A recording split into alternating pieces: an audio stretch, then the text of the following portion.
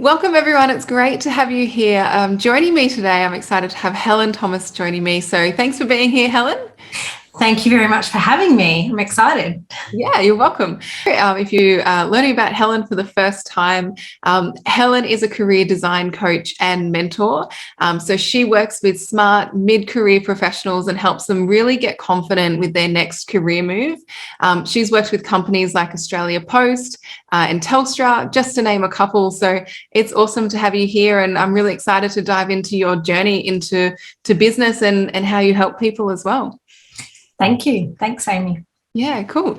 So how did you first get started in this? I know you've had, like a 20 plus year experience in the corporate space. You've got a marketing background. And so I'm really curious to know, what made you initially think, okay, now's the time for me to actually start my coaching business? And how did you get into the world of coaching in the first place? Good question. Tell us your story. I feel like in so many cases, I probably was my original patient zero client, client zero, in trying to work out my own sort of career transition after, having invested quite a long time and a long period into my career and having been really successful, but kind of ultimately not feeling like it was quite the right fit. And kind of, as you start to unpick that, I realized that what I really did love most was actually working and talking with people about what they were doing and sort of trying to elevate them where I could, or helping them find their way through. Yeah. And so I guess probably around 2018, I decided to become a certified coach. And at that stage, I guess I really thought, I'm just going to add this to what I do in the workplace. So this will be just something I do with my team, with people I work with peers, etc. And then I kind of had this idea in my head that at some point in the future I might downsize the career, back to 4 days, back to 3 days, and maybe start coaching outside of work. So that was the plan. And then a restructure where I was working in 2019 kind of fast tracked that to kind of jumping and doing it on my own. So I was still partway through. I wasn't quite qualified, fully certified at that stage. But I had taken a package, I'd left the corporate world, and I kind of thought, well, it's a bit of a now or never situation. I could go back into corporate and try to keep that plan going, but that would have been a whole sidetrack. Yeah. I'm on this path now, I'm just going to keep going. And I guess like a lot of businesses, I probably started more with a kind of life coaching idea, similar kind of niche. I was still looking at people mid-career who were feeling, or midlife possibly more than career, who were feeling a bit stuck. But as these things happen in all of my kind of early client interactions, the thing that everybody always wanted to talk about was their career. And I love talking about careers, and so I kind of did a little pivot. It wasn't a massive pivot. It was a little pivot. And so that's how I kind of came to career coaching. And I think I bring to it that coaching element and a marketing element. So I don't necessarily have that HR background, but I've got that idea of, promoting and positioning yourself to kind of go about achieving what you want to achieve.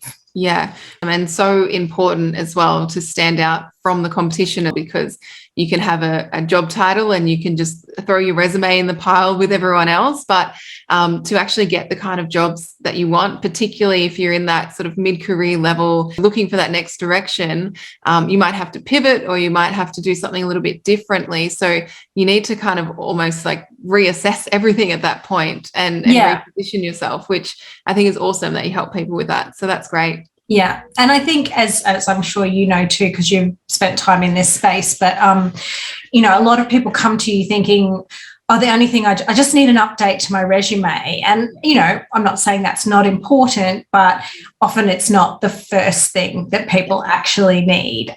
So it's kind of like stripping it all back to square one and starting with really trying to work out what it is you want to be before the resume comes in. Absolutely. And even if you do know, like I'm sure through the work that you do with your clients, they can come out with something completely different that they didn't even think about or wasn't even on their radar in the beginning as well, which is really impactful in itself. Yeah, I like to, and it's definitely not a term that I've come up with, and I'm not actually sure whose term it is, but that sort of category of one, you know, like trying to bring yourself down so you're not just another, you know, application in the pile, but you are something different. There's something different about you because each of us has that, right? We're all a little bit different in the way we do things, regardless of whether we might have the same skill set, but we've probably got different strengths or different traits or different experience, etc. Yeah, absolutely. And it works the same in business, right, as well, because you're a career coach and you're in that space as well. But I know you're particularly good at working with people in their mindset and around really helping them with their confidence and their mindset, which is, you know, a different skill set to another career coach that might have something different. So I think it's really important that you are able to highlight that, which is really cool. Yeah. Yes. And I thank you for some of your help on that too, because I think that was a really important differentiator. And part of the reason, you know, I came into your program really was that, you know, how do I stand out in this kind, you know, because there are a lot of career coaches out there. So it's kind of, you know, how can I stand out and appeal to the right people and, you know, kind of get my message to those that need to hear it, because as so often happens, I think when you start out in business and all your well-meaning friends and contacts like to give you their advice about what to do and who to speak to. And, you know, often they're not necessarily on the right track. Kind of understanding that is so helpful. Yeah, and then I think like the people that you want to actually listen to are the people that have actually been and done what you're about to do and have achieved the results that you're looking to achieve, which is really because they've walked that path before. So yeah, opinions are great and people have lots of them everywhere. So it is sometimes hard in the beginning, especially to not feel like overwhelmed with all of the things that you could be doing and just focusing in on the things that actually really matter, which is good. And from your story, you know, you kind of seems like you kind of got thrown into business a little bit earlier than what you might have predicted, because I think it's interesting and, you know, working with so many people who are making that transition out of, you know, executive roles into their own business, kind of have this timeline in place. Sometimes you kind of have it a bit mapped out and then things can just change in an instant. So how did you kind of deal with that? Like when you're first getting started, what were some of the challenges and things that you had to overcome in those early days? Well, a global pandemic was a really big one. Just a little one. So I'd had a little bit of experience in my husband and I had run a business about 10 years. I had an unsuccessful attempt at business about 10 years ago. We learned from that. And so actually right from the get-go, I did have a business coach to just get me started, which was something I would always now recommend to people. It's really, I know it's an investment, but it can just be so helpful to kind of, because what happens is there's so much out there and so much information that you can just be getting like, you know, all the messages and trying to do all the things. And actually that kind of doesn't work. So first year, which was 2020 more or less, was a challenging one just because, you know, we were all at home, etc. So just trying to find and kind of reach out to people was kind of the tough thing. Predominantly my one-to-one clients still come through my network or an extension of my network, which is definitely kind of one of those goals or priorities that I'm still continuing to work on, because there's a point at which I know that will exhaust itself. And I need to get into that sort of new space. So I think that challenge of getting out there and finding the clients and doing the work and the proactive piece of that, I think, was one of the big surprises. I suppose if there was a surprise in all of that, is that, you know, that sort of build it and they'll come doesn't really apply possibly ever. And kind of just like how proactive you've got to get in terms of getting your message. It's still something, obviously, I am still continuing to work on all the time. Yeah, for sure. And I think at every stage that you are in business, there's always that next level as well. And what were some of the things that really worked for you in those early stages to, you know, get the business off the ground and get your first few clients? You mentioned your network there and things as well. Like, what kind of mindset did you have to adapt to really get that happening for you? I think it's that, you know, that thing about trying not to be the world's best kept secret. I still probably struggle a little bit with that. But I just have been trying to say yes. Like, I try to say yes to a lot more things, even if they feel really uncomfortable. So even in the very early days, a friend who had a podcast asked me to be a guest. I kind of was excited by it, but also incredibly nervous, and also had that whole like imposter thing, like, I'm not even really a proper business yet, you know, should I be doing this? And I did it, and you know, it wasn't, I don't think it's the most massive audience in the world, but I did get leads from that, and I did get clients through that whole process. And I think, you know, what was interesting with that is that it kind of, even some of those were a bit roundabout. So, you know, somebody had heard it who told somebody else who then mentioned it on a Facebook group or something, you know, like, so you never quite know exactly what's going to happen from the things you say yes to. So I would be saying to anybody, even if it feels a little bit uncomfortable, if an opportunity presents itself, say yes. Yeah. Because that's, you know, you just don't know what's going to happen. Yeah, I think that's a really good point, because in the market these days, you know, many people sit back and watch, you know, and you kind of feel sometimes, maybe especially in the early days, like you might get like one like on a post or one comment and you're like, is this a waste of time? Like, what's going on here? But people are watching, you know, people do, and then they might not even engage with you, but next minute they just reach out or tell a friend, or anything like that can happen. So I think you've done the right thing there in terms of putting yourself in the way of opportunity, even when it's uncomfortable. Absolutely. I mean, you know, look, I'm not saying I wouldn't love to be able to sit back and just let it all come to me. That's my goal. Amy, do you think that will happen? Oh, absolutely. No, it's true. Like you put in the groundwork, and things do really start to snowball. It absolutely does. It's like, especially in the early days of business, it's like pushing a boulder up a hill, you know, that image of like, it's really, really heavy in the beginning. And then you get to a certain point where you start to get that momentum. And like, you had already worked with like many clients before, like you were really well established, like in terms of like your niche, and you knew who you helped.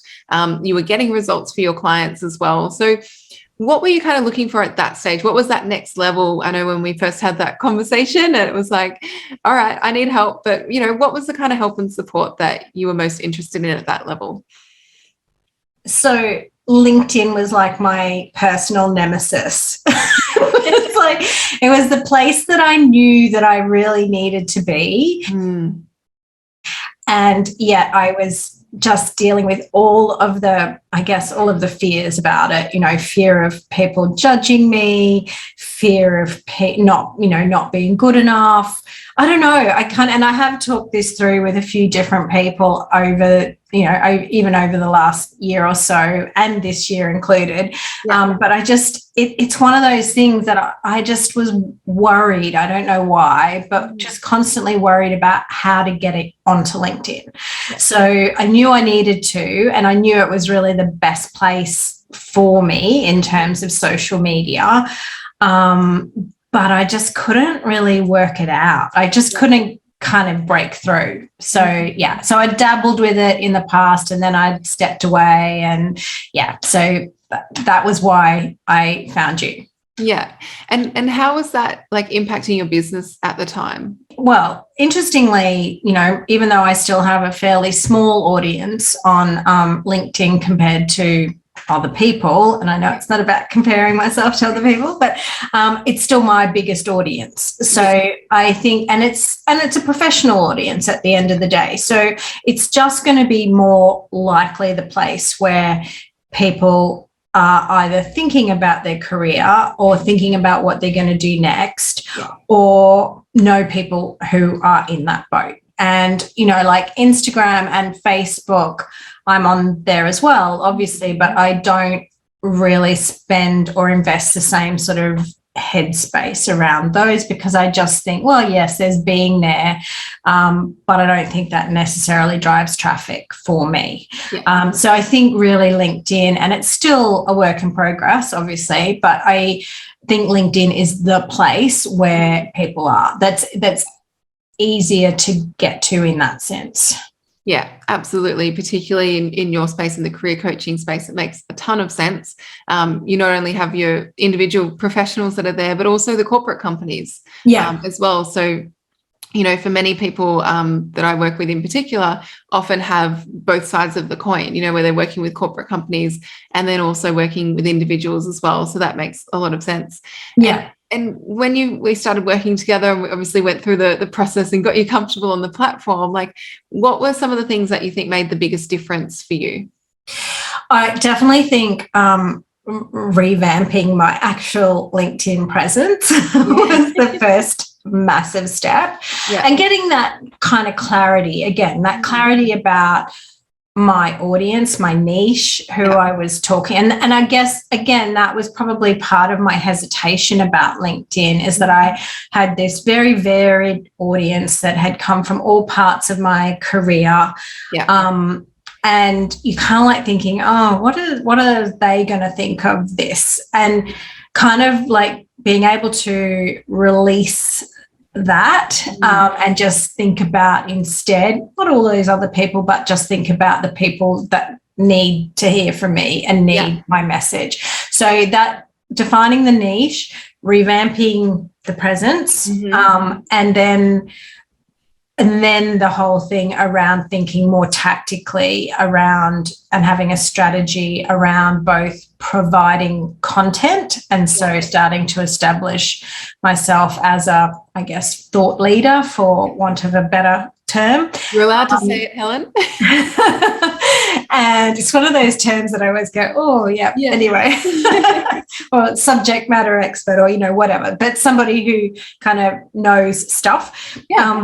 Technical term. And so doing that, and then that sort of tactical approach about you know, making contacts and looking for, you know, partnerships and, you know, contacts, and extending the network even more. Yeah, fantastic. And what were some of the things that perhaps surprised you in that process that you maybe didn't expect to get out of it? I obviously get a lot more people viewing my profile these days. I get a lot more unsolicited contacts, not all of them necessarily desirable. Comes with the territory of being visible,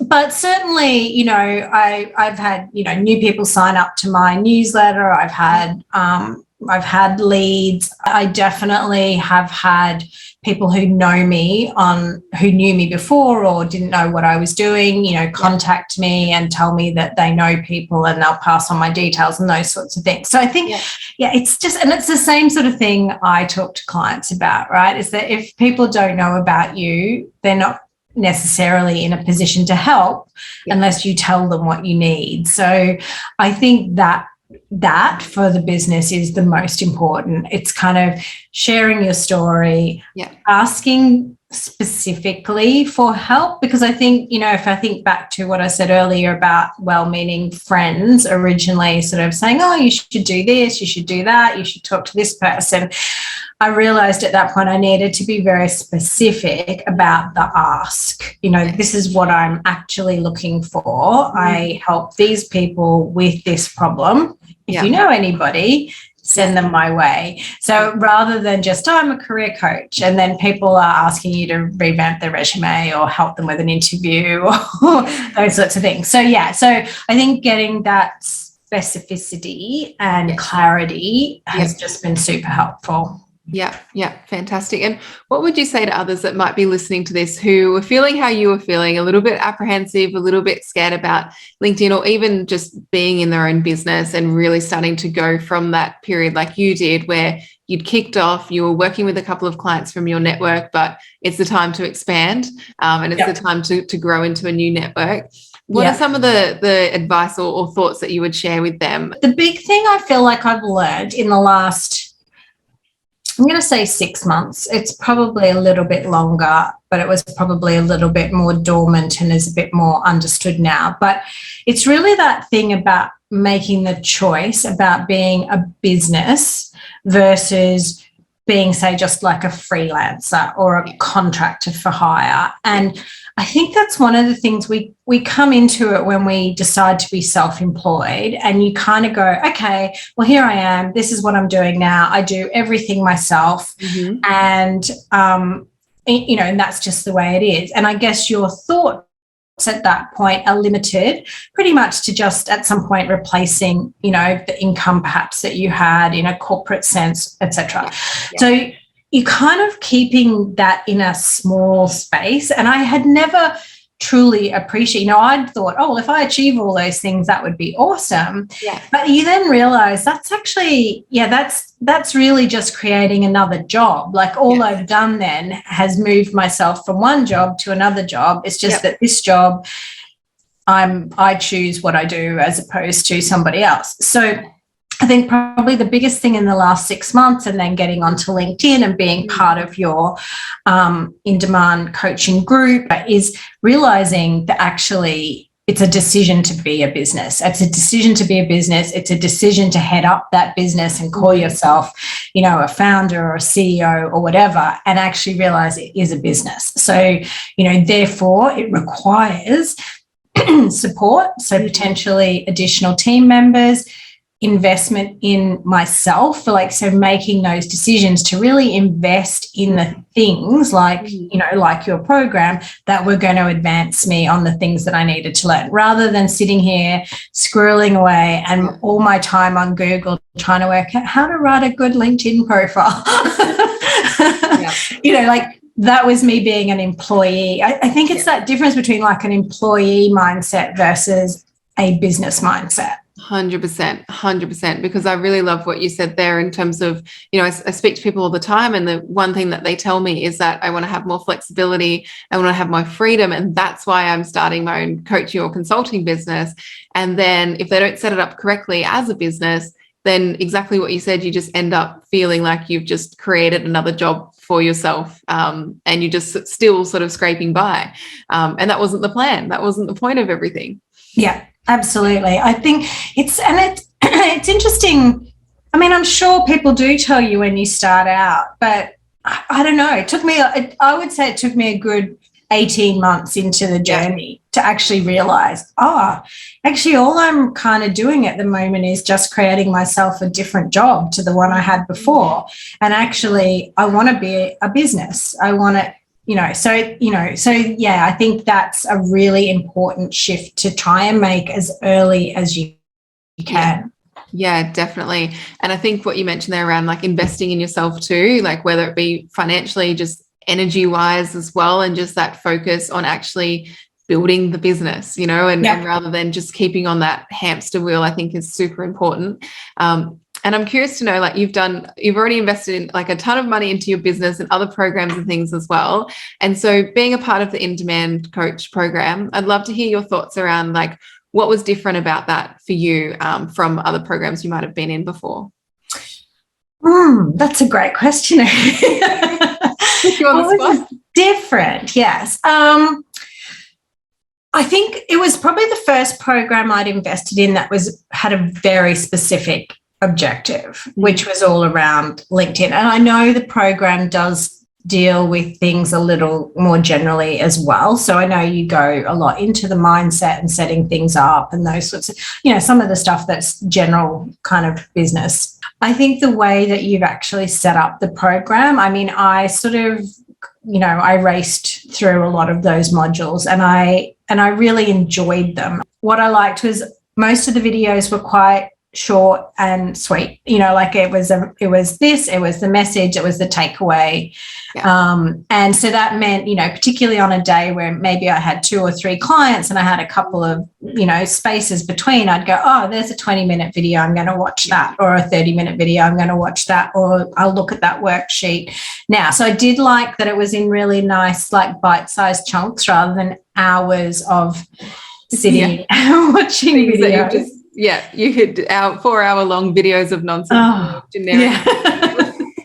Yeah. And then obviously like the group that's been created around it too, and the weekly calls. I love the fact that everybody's so supportive of each other. I think it's also the first group I joined where everybody was a coach or a consultant, which was also a little bit different, because it felt, I think sometimes you can join some of these groups and everybody else is another business selling to other businesses. And so as the person that was selling to consumers effectively, I often felt like I was the target for everybody else's business. So I really liked that it encouraged conversations between people about how you deal with connecting with individuals as opposed to just all business to business. So that was really helpful as well. Yeah, awesome. And for those that are kind of sitting on the fence, maybe they were sort of feeling how you were feeling, and they're, maybe working with a couple of clients or subcontracting as a coach, and they want to actually create a fully fledged coaching business and they want to use LinkedIn to help them do that. What would you say to them? What would your advice be? Do it. Look, I think, I'm a massive believer and advocate for investing in yourself. The way I'm doing things now, and I feel it's worked so far this year, is to identify the need. So identify that gap that you have, and then find the right person to help you address that, because then you're going to do it in the best possible way. And you're always going to get what you pay for, really. So if you're going to do it by looking at free things on Google or, the odd freebie here and there, you're probably never going to make the leap. And I think it was getting in the group and seeing what other people were doing and seeing how other people were achieving things that really helped me kind of go, okay, well, I just need to do this. I just need to get on and do it. And having all the advice and all the templates and things too were really helpful. So I would just say, don't question it, just do it. Awesome. And where to now for you, Helen? Like, now that you're set up on LinkedIn, you've got your lead generation system happening, you're more visible, like, let's just say over the next 12 months, like, where do you want to take your business? Where to from here? So there's kind of two places that I am working on next. So one is just really continuing on that kind of content creation. So creating the content, posting it, positioning myself, etc. Just trying to keep pushing the audience, like to grow the audience, that awareness piece.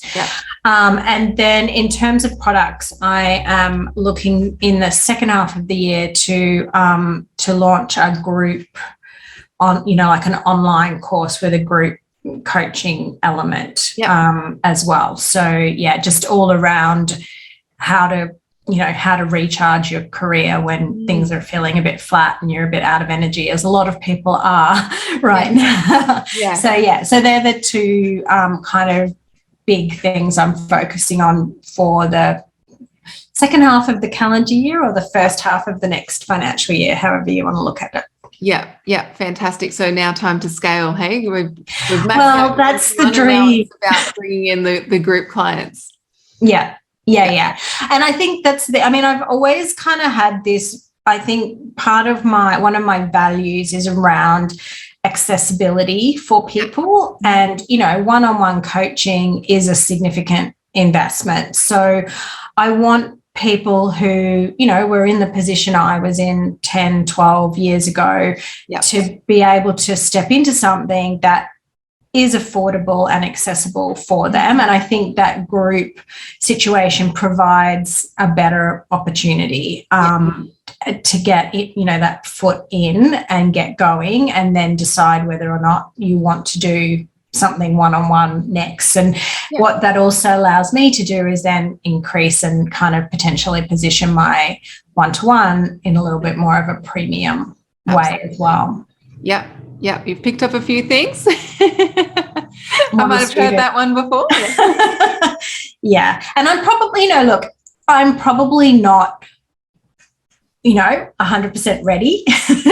But it's about that sort of trying to start and get there a little bit before you're really ready to do it. So I would not say that I am 100% maxed out in terms of one-to-one, but I want to kind of launch a group program and at least run it as a beta at least once in the second half of this year. So then I'll be able to start refining that whilst I'm still doing the one-on-one as I continue through the year. So that's the plan at this stage. Yeah.